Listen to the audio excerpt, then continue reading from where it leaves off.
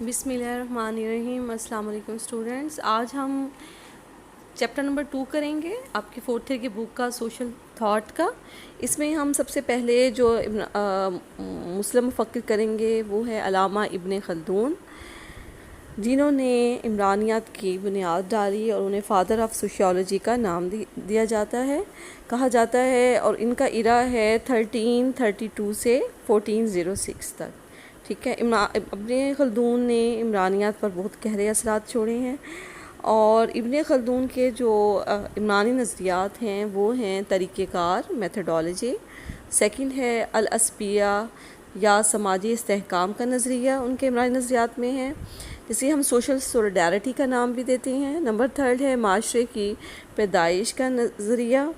ٹھیک ہے، پھر ان کا ایک نظریہ جو ہے معاشرے کی پیدائش کے نظریے کے بعد theory of birth of society کے بعد سماجی تغیر کا نظریہ، سوشل چینج تھیوری، اور اس کے بعد ان کا لاسٹ جو تھیوری ہے، نظریہ ہے، وہ ہے دیہی اور بلدیاتی معاشرے کا نظریہ، رولر اینڈ اربن سوسائٹی۔ ٹھیک ہے، تو یہ نظریات جو ہیں وہ 5 ہیں ان کی۔ آج جو ہے ہم ان کا جو نظریہ ہے اس سے شروع کرنے سے پہلے میں ان کے حالات زندگی پر ذرا تھوڑی سی روشنی ڈالوں گی، بایوگرافی اور حالات زندگی۔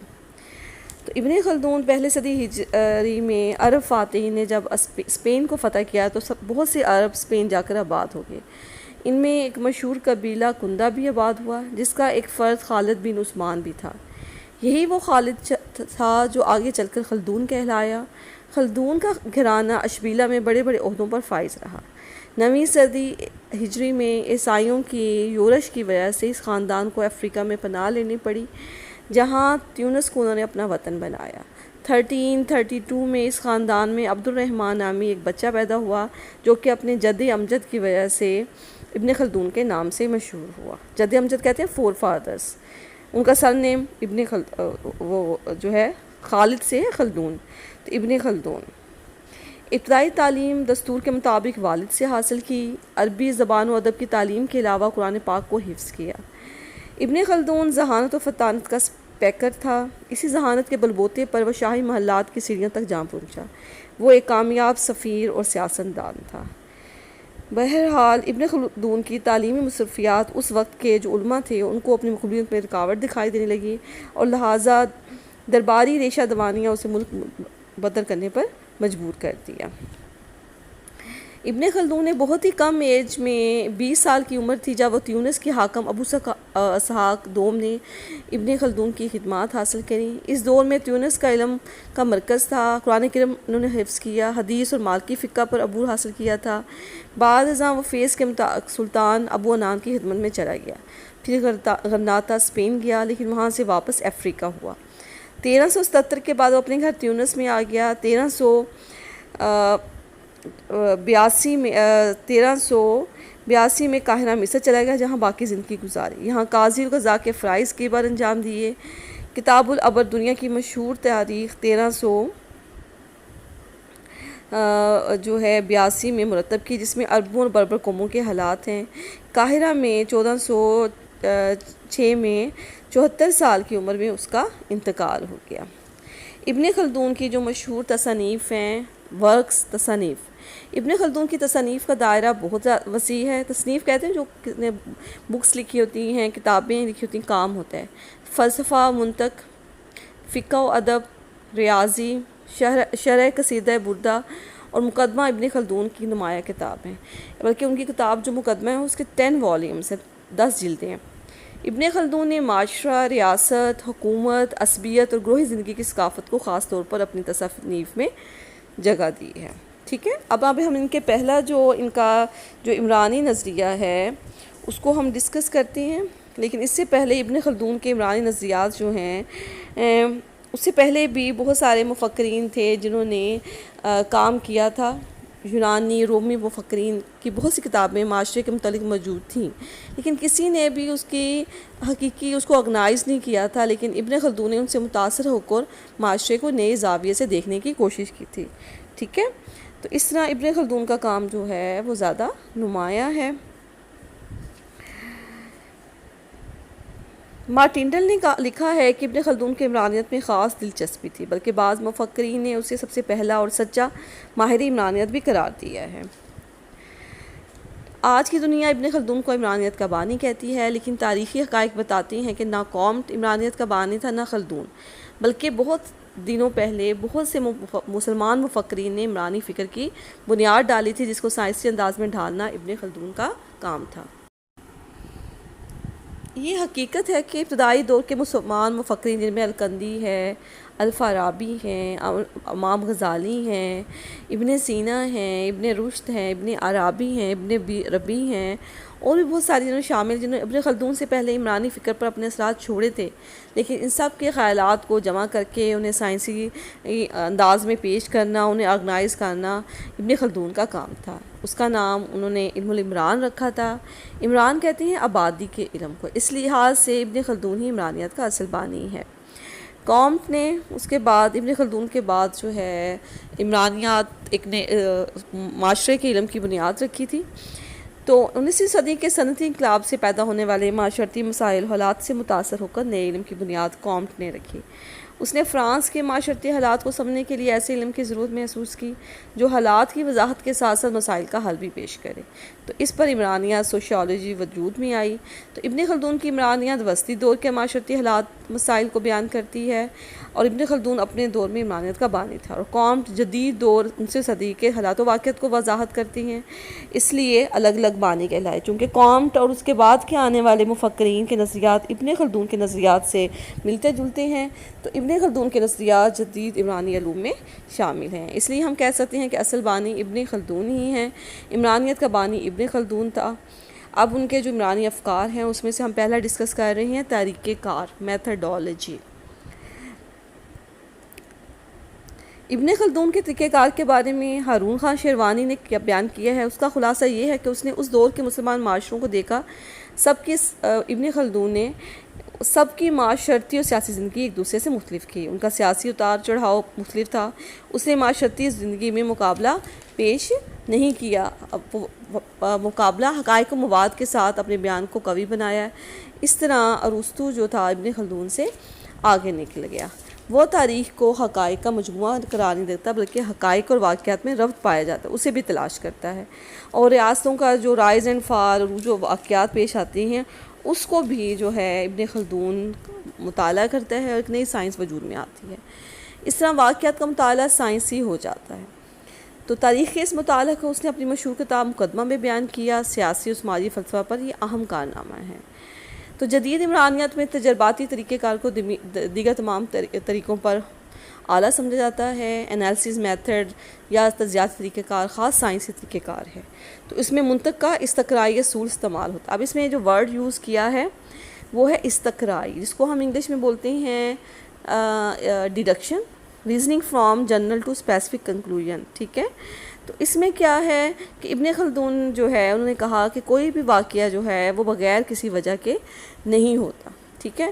ان کا جو بھی تاریخ داں تو صرف اس وقت کے حالات کو بیان کو لکھتا ہے، پیش کرتا ہے مورخ، جبکہ ان حالات و واقعات کے درمیان جو ہے وہ ایک کڑی، ایک زنجیر کی طرح یہ واقعات ایک دوسرے کے ساتھ جڑے ہوتے ہیں۔ جتنے بھی تاریخی، سیاسی، معاشرتی حالات و واقعات میں ایک دوسرے سے تعلق پایا جاتا ہے۔ اگر ایک واقعہ سبب بنتا ہے تو دوسرا اس کا مسبب، یعنی کوئی واقعہ ایسا نہیں ہے جو بغیر کسی وجہ کے وجود میں آئے۔ تو یہ اصول آج کی عمرانیات اور دیگر سائنسی علوم میں یہی اصول استعمال ہوتا ہے۔ ابن خلدون عمرانی علوم کا پیشرو ہے، پیش کرنے والا ہے۔ جیسا کہ اگر سبب ہے اور واقعہ بھی ہے تو یہ کنڈیشن درست ہے، اور اگر سبب ہے اور واقعہ نہیں ہوا تو ایسا نہیں ہو سکتا کہ بغیر سبب کوئی ہے اور واقعہ نہ ہو، ایسا بھی نہیں ہو سکتا۔ تھرڈ کنڈیشن ہے کہ اگر کوئی سبب بھی نہیں ہے پھر واقعہ ہو جائے تو ایسا بھی نہیں ہوتا، اور فورتھ کنڈیشن یہ ہے کہ سبب بھی نہیں ہے اور واقعہ بھی نہیں ہے تو یہ درست ہے۔ تو فرسٹ کنڈیشن جس میں سبب بھی ہے اور واقعہ بھی ہے درست ہے، اور لاسٹ کنڈیشن جس میں اگر سبب بھی نہیں ہے تو واقعہ بھی نہیں ہوگا، یہ کنڈیشنز درست ہیں۔ تو اس طرح انہوں نے کہا کہ اس لحاظ سے یہ منطقی بھی ہے، لاجیکل بھی ہے، سائنسی بھی ہے کہ اگر سبب ہوگا تو واقعہ ہوگا، اور اگر سبب نہیں ہے تو یہ واقعہ نہیں ہوگا۔ تو اس طرح وہ سائنسی علوم کا حصہ نہیں بنے گا۔ اب ہم ان کی بڑا مشہور، جس پر ابن خلدون کا مشہور ہیں اپنی تھیری العصبیہ یا سماجی استحکام کا نظریہ، اس کو ہم دیکھتے ہیں، جس کو تھیری آف العصبیہ یا سوشل سولیڈیرٹی بھی کہا جاتا ہے۔ ابن خلدون نے العصبیہ کا تصور پیش کیا اور بیان کیا کہ یہ وہ قوت ہے جو افراد کو ایک دوسرے کے ساتھ مضبوطی کے ساتھ جوڑتی ہے۔ اس کا یہ نظریہ ہے کہ ریاست کی بنیاد دو میں سے کسی ایک اصول پر قائم ہے۔ وہ کون سے اصول ہیں؟ ایک تو ہے وحدت یا گروہی ذہن کا تصور، جسے عصبیت کہتے ہیں، اور دوسرا ہے مذہب۔ ٹھیک ہے، تو وحدت یا ذہنی گروہ کیا ہے کہ جو ایک ہی کوئی ریاست ہے یا وہاں کے جو قبیلہ ہے یا لوگ ہیں، وہ آپس میں ان میں جو ہے وہ باہمی اتحاد پایا جاتا ہے، حسن سلوک پایا جاتا ہے، یونٹی اتحاد پایا جاتا ہے، تو اس وجہ سے عصبیت وجود میں آتی ہے۔ ٹھیک ہے، جس سے معاشرہ اور ریاست قائم ہوتی ہے۔ ٹھیک، تو دوسرا اصول جو ابن خلدون نے بیان کیا وہ ہے مذہب۔ آپ دیکھتے ہیں کہ مذہب ایک ایسی طاقت ہوتی ہے جو لوگوں کو جوڑ کر رکھتی ہے۔ ٹھیک ہے، لوگوں کو یونائٹ کرتی ہے، لوگوں میں یونیفارمٹی جو ہے وہ لے کر آتی ہے۔ یونیفارمٹی مین کہ یکسانیت لے کر آتی ہے، جس کی وجہ سے معاشرہ جو ہے وہ ترقی کرتا ہے۔ مذہب لوگوں میں یکساں رسم و رواج، عادات، کردار، نمونے پیدا کر کے ان میں یکجہتی اور سالمیت بھی پیدا کرتا ہے۔ وہ آپس میں جز حصہ بن جاتا ہے، اس سے بھی معاشرہ ریاست وجود میں آتی ہے۔ تو دو چیزوں سے معاشرہ یا ریاست وجود میں آ رہا ہے، ایک کون سی ہے؟ وحدت یا گروہی ذہن کا تصور۔ ٹھیک ہے، وحدت کہتے ہیں یونٹی کو، اور دوسرا ہے مذہب۔ تو مذہب بھی افراد میں لوگوں کو یونیفارمٹی لے کر آتی ہے اور لوگوں کو جوڑ دیتی ہے۔ اس طرح پیغمبروں کا مشن بھی دیکھ لیں کہ ابن خلدون لکھتا ہے کہ ان میں افراد کو ایک دوسرے سے جوڑنے کی اتنی عظیم صلاحیت تھی کہ اس سے افراد میں عصبیت پیدا ہوتی تھی، تو بعد ازاں جو ہے وہ ریاست کا قیام ہو جاتا تھا۔ ابن خلدون نے اس بات پر بھی کہا کہ مذہب ہی وہ اتحادی قوت ہے جس سے ریاست وجود میں آتی ہے۔ آپ دیکھ لیں کہ اتنے صدیوں بعد امائل ڈرخائم جو ہے اس نے ابن خلدون کی یہ بات پر جو ہے اس کو مانا ہے کہ ماہر عمرانیت نے کہا ہے کہ مذہب کے وجود سے معاشرہ قائم ہے، کیونکہ امائل ڈرخائم نے بھی مذہب پر بہت زیادہ کام کیا تھا۔ تو مذہب کے بغیر معاشرے میں اجتماعی زندگی وجود میں نہیں آ سکتی۔ تو ابن خلدون کا کہنا ہے کہ یکسانیت، عصبیت کی وجہ سے افراد میں گروہی زندگی پیدا ہوتی ہے، قبیلے بنتے ہیں۔ آپ دیکھ لیں کہ قبیلے میں لوگوں کی تعداد کم ہوتی ہے، جتنی زیادہ لوگوں کی تعداد کم ہوتی ہے اتنے ہی زیادہ وہاں پر یونٹی، یکسانیت، اتحاد پایا جاتا ہے، اور افراد میں عصبیت بھی زیادہ پائی جاتی ہے۔ لیکن جب گروہ یا قبیلے ایک دوسرے سے کلیش کرتے ہیں، ان میں کنفلکٹ، تصادم پایا جاتا ہے، تو بھی ریاست قائم ہوتی ہے اور ان جگہوں کو چکاتی ہے، کیونکہ ریاست کا کام ہوتا ہے سیاست جو ہے لا اینڈ آرڈر سچویشن کو برقرار رکھنا، قانون بنانا، لوگوں کی جان و مال کی حفاظت کرنا۔ تو عصبیت یا گروہی زندگی جب کسی طبقہ میں پیدا ہو جاتی ہے تو اس پر کوئی بھی غالب نہیں آ سکتا۔ تو عصبیت اتنی عظیم طاقت ہے جو تمام افراد کو ایک اتحادی قوت بنا دیتی ہے۔ نیز وہ بھی یہ بھی کہتا ہے کہ کوئی بھی مذہبی مشن کامیاب نہیں ہو سکتا جب تک اس میں گروہی زندگی ذہن پیدا نہ ہو جائے۔ تو اس طرح ابن خلدون جو ہے وہ عصبیت کی تعریف اس طرح کرتا ہے کہ کسی گروہ کی وہ مشترکہ خواہش اور گروہ کے افراد میں یکسانیت کے وہ جذبات جو انہیں متحد رکھتے ہیں، عصبیت کہلاتا ہے۔ ٹھیک ہے، کیونکہ عصبیت کے معنی بھی وحدت، اتحاد، ہم آہنگی اور گہری جذباتی وابستگی ہے۔ اور عصبیت کا اوریجن یا مارکس کیا ہے؟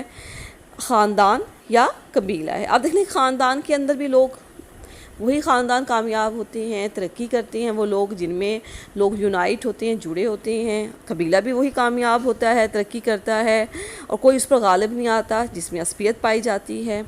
ٹھیک ہے، تو سیاسی کے نظام کے اعتبار سے کوئی قبیلہ کتنا ہی سادہ کیوں نہ ہو، سرداری اور سربراہی کی خواہش فطری طور پر پیدا ہوتی ہے، جس سے باہمی اجتماعی ماحول پروان چڑھتا ہے۔ حکومت کرنے والے کی خواہش کے مطابق جو ہے دفاعی کوشش عمل بھی ہوتی ہے۔ تو قبائل دشمن کے خلاف آپس میں سیاسی و معاشرتی وحدت قائم کر کے فتح یاب ہونے لگتے ہیں۔ اس لیے اجتماع کا بہترین ذریعہ کیا ہے؟ عصبیت کہلاتا ہے۔ اس کا یہ بھی ہے کہ انسان کے اندر اپنے خاندان کے لیے، اپنے قبیلے کے لیے، اپنے ہی وطن کے لوگوں کے لیے بہت زیادہ محبت پائی جاتی ہے۔ یہ ایک نیچرلی فطری جذبہ ہے، اس کی وجہ سے بھی جو ہے وہ عصبیت جو ہوتی ہے وہ سٹرانگ ہوتی ہے۔ اب دیکھ لیں کہ داخلی فسادات کی روک تھام، جو داخلی جو قبیلے یا کسی ملک یا ریاست یا گروہ کے اندر جو جھگڑے ہوتے ہیں، اس کی روک تھام کے لیے قبیلے کے سربراہ ہی کرتے ہیں، اور بیرونی مقابلوں کے لیے جو ہے مجاہد کام آتی ہیں جن کے اندر عصبیت کا جذبہ لازمی طور پر پایا جاتا ہے۔ تو ابن خلدون اس سلسلے میں یہ نظریہ پیش کرتے ہیں کہ رشتہ داری یا گہری نسبت کے وغیرہ کے علاوہ عصبیت مذہب یا دین کے ذریعے بھی حاصل ہوتی ہے۔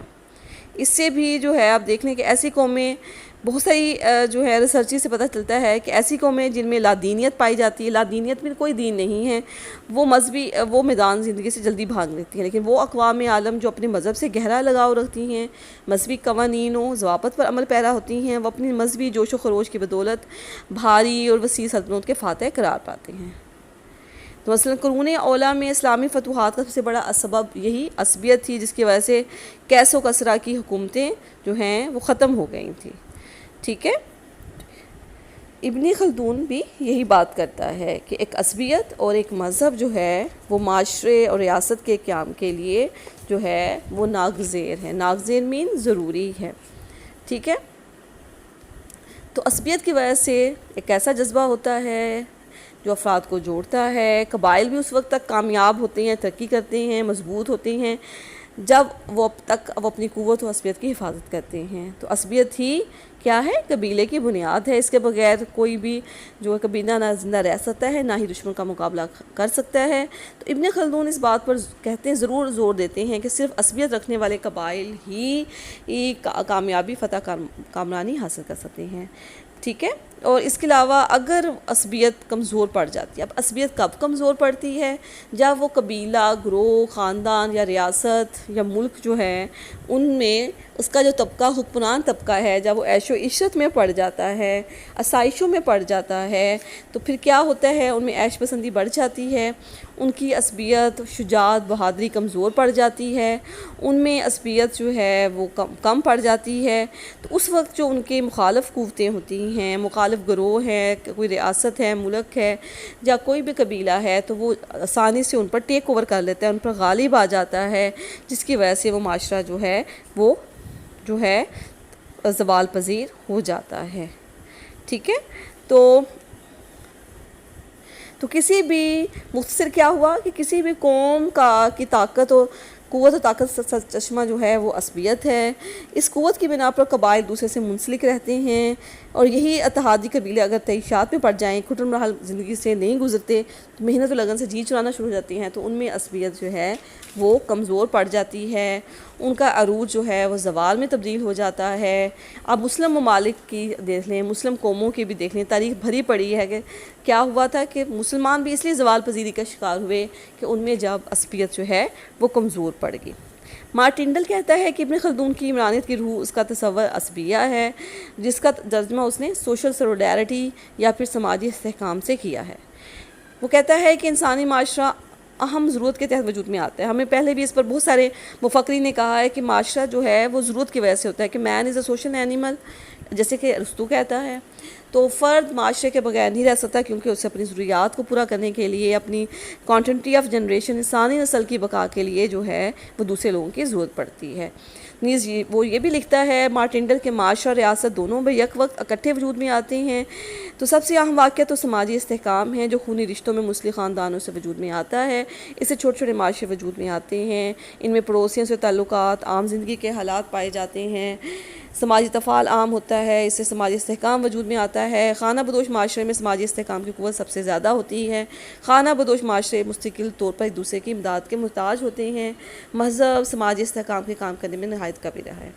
اب ہم بات کرتے ہیں کہ اتنے سالوں بعد، اتنے عرصے بعد ابن خلدون کا جو العصبیہ کا نظریہ ہے وہ امائل ڈرخائم کے سماجی استحکام کے نظریے سے کس طرح جو ہے وہ ملتا ہے۔ العصبیہ میں یکسانیت کی بنیاد پر لوگوں میں گروہی زندگی پائی جاتی ہے۔ یہ بات کون کر رہا ہے؟ ابن خلدون۔ ٹھیک ہے، یکسانیت، ہوموجینٹی، آپ نے ورڈ سنے ہوں گے، ہوموجینٹی، ہیٹروجینٹی۔ تو ہوموجینٹی کہتے ہیں یکسانیت کو، اور ہیٹرو مین مختلف ہونا، اختلاف پایا جانا۔ تو یکسانیت کے یہی جذبات افراد میں اتحادی قوت پیدا کرتی ہیں، جس سے ان میں شدید قوت پیدا ہوتی ہے۔ تو ڈرخائم نے یکسانیت کی بنیاد پر معاشرے میں مکان استحکام، سوشل سولیڈیرٹی بتائی، اس وجہ سے کلیکٹیو کانشیس، اجتماعی ضمیر کی قوت کو مضبوط تر کہا ہے۔ اور یہ جو اجتماعی ضمیر ہے، کلیکٹیو کانشیس، وہ متوسط مڈل کلاس کے عقائد و جذبات ہیں جو معاشرے میں قائم ہوتے ہیں۔ ڈرخائم نے نئی یکسانیت کے بنیاد پر معاشرے میں مکانی استحکام والا بات ہے۔ ہم نے ڈرخائم کو آگے جا کر ہم پڑھیں گے، تو اس نظریے میں ابن خلدون ڈرخائم سے بھی 400 سال آگے ہے، اور غالباً اسی وجہ سے ابن خلدون کو عمرانیت کا بانی کہا جاتا ہے، کیونکہ ابن خلدون نے یہ والی بات 400 سال پہلے کہہ دی تھی، جو اتنے سالوں بعد امائل ڈرخائم نے بھی کی۔ اب ہم بات کرتے ہیں العصبیہ اور سوشل چینج۔ عصبیہ وہ قوت ہے، ہم بات کر چکی ہیں، کہ جو افراد کو متحد رکھتی ہے، قوموں قبیلوں کو جوڑتی ہے، اور جب یہ طاقت کمزور پڑ جاتی ہے تو وہ گروہ، قبیلے، معاشرے وہ بکھر جاتے ہیں، ان میں زوال پذیری کا شکار ہو جاتے ہیں، جس سے پھر کیا ہوتا ہے، پھر اس معاشرے میں سوشل چینج ہو جاتا ہے، نئے گروہ، قبیلے، حکومتیں قائم ہوتی ہیں جو معاشرے میں تبدیلی کی وجہ بنتے ہیں۔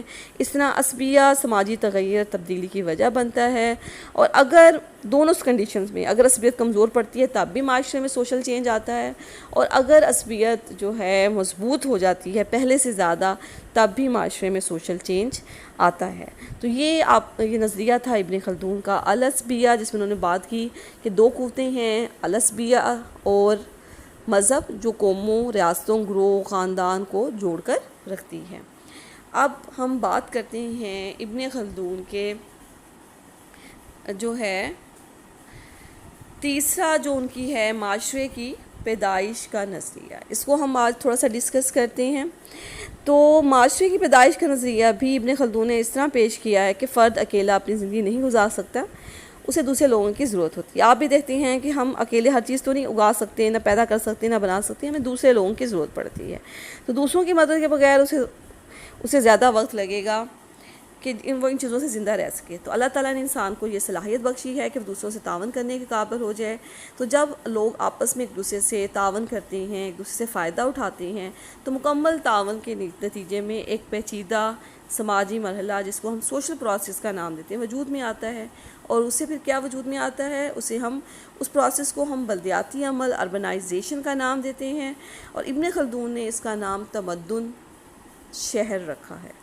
تو انسان کو اپنی ضرورت پوری کرنے کے لیے ایسی سماجی تنظیم کی ضرورت پڑتی ہے، وہ اپنی مادی اور دیگر ضروریات پوری کر سکے۔ تو پہلے بھی ارسطوٹل بھی جیسے کہتا ہے کہ مین از اے سوشل اینیمل، انسان حیوان ہے، اور جب ان میں مناسب طریقے سے تعاون ہو جاتا ہے، معاشرتی تنظیم پیدا ہوتی ہے۔ لیکن یہ بھی تو ہوتا ہے کہ جب معاشرتی تنظیم ہو جاتی ہے تو ہر وقت تو معاشرے میں تعاون کی فضا نہیں رہتی نا، لوگ ایک دوسرے سے لڑائی جھگڑا بھی کرتے ہیں، کنفلکٹ بھی پایا جاتا ہے، ایک دوسرے کے حق کرنے کی کوشش کرتے ہیں، حق چھیننے کی کوشش کرتے ہیں، دوسرے کی جان مال کو لینے کی کوشش کرتے ہیں۔ تو ان پر انصاف کی حکمرانی تب بھی ہوتی ہے جب ایک آدمی دوسرے کے حق کو نہ دبائے، ایک دوسرے کا حقوق کی حفاظت کرے۔ تو ابن خلدون نے ایک آدمی کا ایسا دباؤ جو دوسروں پر طاری، ابن خلدون نے اسے دازہ کے نام سے پکارا ہے۔ تو ابن خلدون نے کہا کہ جب سماجی تنظیم قائم ہو جائے تو اس کے بعد سویلائزیشن کا دور شروع ہو جاتا ہے، یعنی عمران سویلائزیشن وجود میں آتی ہے۔ یہ عربی زبان کا لفظ ہے عمران، جس کے معنی ہیں بنانا یا فروغ پانے کے ہیں، لیکن ابن خلدون نے اس کو آبادی کے معنی میں استعمال کیا ہے۔ ابن خلدون نے کہا کہ جب تعاون وسیع بنیاد پر قائم ہو جاتا ہے، وسیع طاقتور ریاست وجود میں آتی ہے، کیونکہ ریاست لوگوں کے جو جھگڑے ہوتے ہیں ان کو چکاتی ہے، لا اینڈ آرڈر سچویشن کو برقرار رکھتی ہے، تو اس حالت کو اس نے العصبیہ یا سماجی استحکام یا گروہی شعور کہا ہے۔ اور ایسے گروہ کے افراد جو دوسرے سے گہرا ربط کرتے ہیں، تعاون کرتے ہیں، تو ایک رشتہ دار گروہ، کلین وجود میں لاتے ہیں۔ تو اسے قبیلہ بھی اس نے کہا، یعنی اس گروہ میں شامل تمام افراد اپنا تعلق ایک مشترک آباء و اجداد سے، انسیسٹری سے یا فور فادر سے بتاتے ہیں۔ تو اس طرح جب افراد آپس میں تعاون کرتے ہیں تو گروہی زندگی وجود میں آتی ہے، معاشرہ کی ابتدا ہو جاتی ہے، کیونکہ معاشرے کی جو بنیاد ہے وہ گروہ ہے، ٹھیک ہے۔ اور آپ پہلے بھی پڑھ چکے ہیں کہ گروہ کیا ہوتا ہے، جب دو یا اس سے زیادہ افراد ایک دوسرے کے ساتھ انٹریکٹ کرتے ہیں تو گروہ وجود میں آتا ہے۔ تو معاشرے کی بنیاد کس پر ہوئی؟ گروہ پر ہوئی۔ تو اس کے ساتھ میں جو فیکٹرز عوامل موجود ہیں اس کو بنانے میں، ان کے سٹرکچر میں، ان میں افراد کی باہمی ضروریات زندگی سر فہرست ہے، کیونکہ جب دو افراد اس وقت ایک دوسرے سے انٹریکٹ کرتے ہیں جب انہیں کسی چیز کی ضرورت ہوتی ہے، تبھی وہ دوسرے سے انٹریکشن کرتے ہیں۔ اس کے علاوہ یہ تعاون ایک دوسرے کے مابین گہرے تعلق کو وجود میں لاتا ہے۔ تو تعاون ایک مین ایلیمنٹ ہے جس سے گروہ، اور گروہ سے پھر سویلائزیشن، معاشرات وجود میں آتا ہے۔